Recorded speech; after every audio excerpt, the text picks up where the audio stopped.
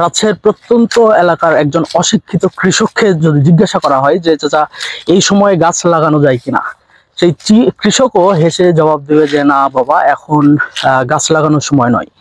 গাছ যদি লাগানোর ইচ্ছা থাকে তাহলে আজ থেকে 2 মাস পরে গাছ লাগাতে পারেন। আমার প্রশ্ন হলো, যদি একজন কৃষক এই বিষয়টা জেনে থাকে, বুঝে থাকে যে এই প্রখর রৌদ্রতাপে বা এই প্রচন্ড অনাবৃষ্টিতে গাছ লাগানো যায় না, সেখানে একজন ঢাকা বিশ্ববিদ্যালয়ের ছাত্র বা ঢাকা বিশ্ববিদ্যালয়ের শিক্ষক বা বাংলাদেশের বিখ্যাত একটা ছাত্র রাজনৈতিক দলের সিদ্ধান্ত এ সময়ে গাছ লাগানোর এই চিন্তা চেতনাটা কোথায় থেকে আসে?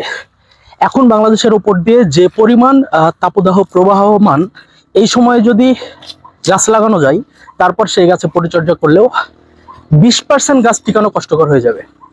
কিন্তু আজ থেকে 2 মাস পরে যদি 3 মাস পরে যদি বর্ষাকালে গাছ লাগানো যায়, তাহলে পরিচর্যা ছাড়াই সেই লাগানো গাছগুলোর ভেতরে 80% গাছ বেঁচে যাবে।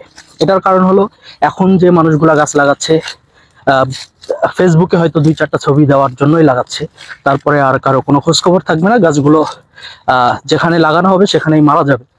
তো এই গাছগুলো অবশ্যই কোনো না কোনো নার্সারি থেকে নিয়ে আসা হচ্ছে। তো সেই নার্সারিতে সামনে বর্ষাকালে যারা গাছ লাগানোর চিন্তা ভাবনা করবে, তাদের কিন্তু গাছের একটা সংকট দেখা দেবে। অর্থাৎ প্রকৃত ভালো উদ্দেশ্যে যারা গাছ লাগাতে চাইবে, তাদের অবশ্যই একটা বড় সমস্যায় পড়তে হবে।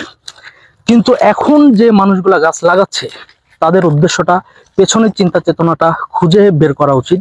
কি উদ্দেশ্যে তারা এই প্রখর রৌদ্রতাপের মাঝে, অনাবৃষ্টির মাঝে গাছ লাগানো উদ্যোগ গ্রহণ করেছে। আমরা শুনলাম যে বাংলাদেশের প্রখ্যাত একটা রাজনৈতিক দল, ছাত্র সংগঠন, যারা 10 দিনে 5 লক্ষ গাছ লাগানোর চিন্তা ভাবনা করেছে। তাদের কাছে অনুরোধ রাখতে চাই, গাছ যদি লাগানোর ইচ্ছা থাকে তাহলে আর 3টা মাস অপেক্ষা করেন। বর্ষাকাল আসতেছে, তারপর সরকারি জমিতে, রাস্তার পাশে বা পতিত জমিতে আপনি গাছ লাগান, কোনো সমস্যা নাই। কিন্তু দয়া করে এই প্রখর রৌদ্রতাপে গাছ লাগানো থেকে বিরত থাকুন।